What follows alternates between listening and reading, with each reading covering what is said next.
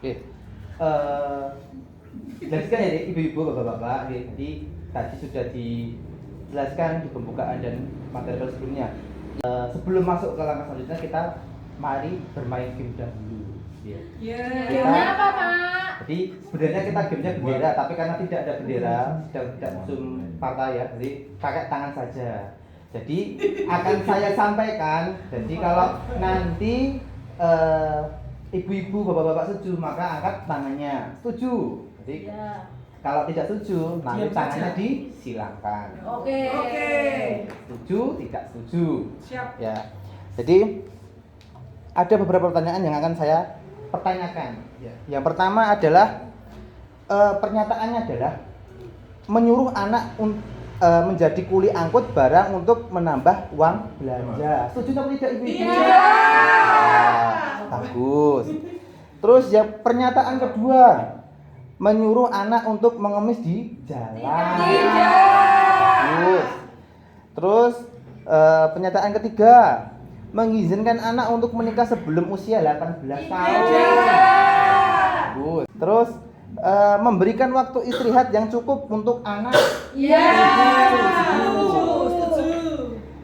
Memberikan kesempatan anak untuk belajar agama. Yang terakhir, menjual bayi. Jangan ya. Itu beberapa contoh dari penelantaran atau eksploitasi anak di lingkungan masing-masing, di lingkungan masyarakat kita. Ada yang terus lanjut ke selanjutnya. Salah satu pelantaran atau eksploitasi yang mungkin kita tidak rasakan, tapi kita tidak menganggap itu sebagai eksploitasi adalah tidak memberikan hak-hak anak. Hak-hak itu apa? Salah satunya adalah tentang identitas anak.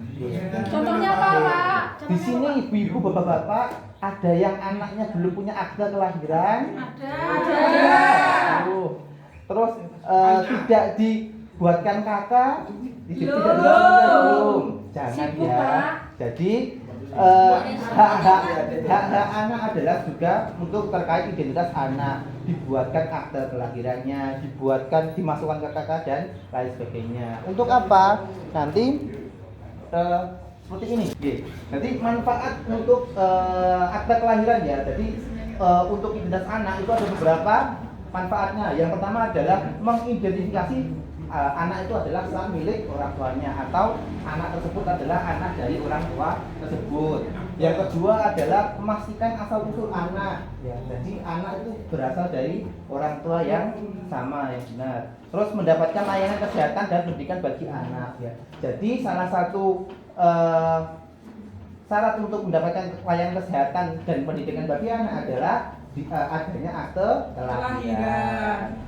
Terus masukkan kakak dan lain sebagainya. Terus mencegah pernikahan anak sebelum usia 18 tahun. Jadi anak tuh tahu umurnya segini, jangan dinikahkan sebelum anak berusia 18 tahun. Karena banyak atau rawan terjadi anak itu di kesehatannya, baik kesehatan fisiknya atau mentalnya, ketika menikah di bawah usia 18 tahun. Terus selanjutnya kepastian mendapatkan hak waris.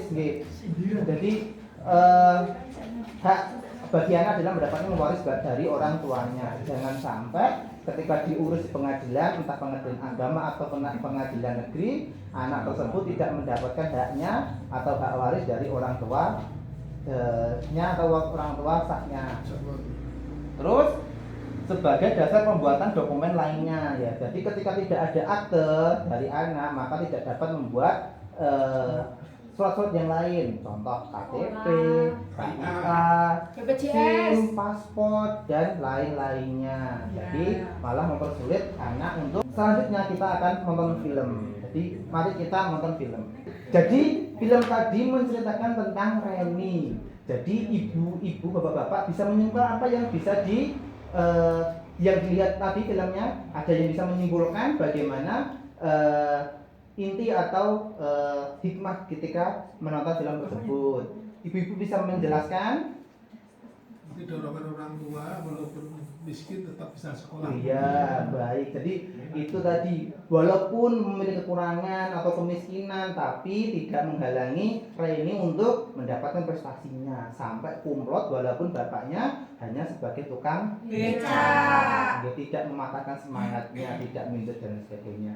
Jadi mimpi masih bisa digapai walaupun banyak kekurangannya.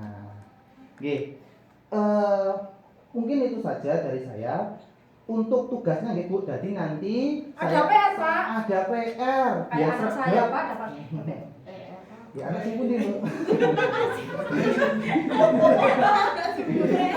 Iya, jadi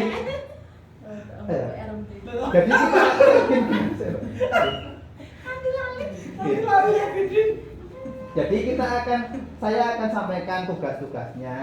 Nanti Ibu akan isi di rumah bagaimana nanti yang ada di keterangan tersebut dilaksanakan Ibu ke anak atau tidak, dilaksanakan kapan dan sebagainya. Jadi perilaku-perilaku yang baik itu dilaksanakan oleh ibu-ibu nanti di rumah. Amin.